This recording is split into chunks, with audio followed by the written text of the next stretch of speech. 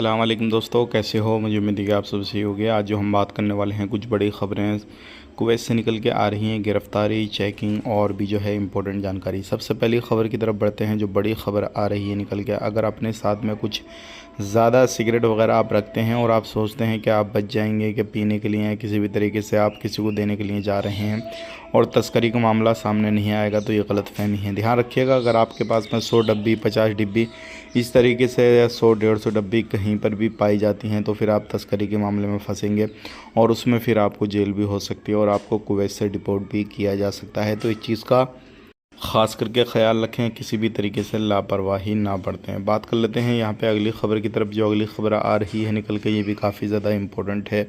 अगर आप लोग कुवैत के अंदर रहते हैं तो आपने देखा होगा, दली में हम और जले में, खैतान में, इन जगहों पे, सब जगहों पे काफ़ी ज़्यादा चेकिंग होते हैं। तो अभी कुछ लोग पकड़े गए हैं जिनके पास में इकामे नहीं थे और किसी के पास में इकामे थे, तो वो अपना इकामा का जो काम था उसको छोड़ के दूसरा काम कर रहे थे। तो ऐसे लोगों के ऊपर कार्रवाई वगैरह की जा रही है। आप सावधान रहें, सतर्क रहें, किसी भी तरीके से लापरवाही ना करें। अगर लापरवाही करते हुए पाए गए तो फिर आपके ऊपर कुछ ना कुछ जो है मामला दर्ज किया जाएगा और आपको कुवैत से बाहर निकाल दिया जाएगा।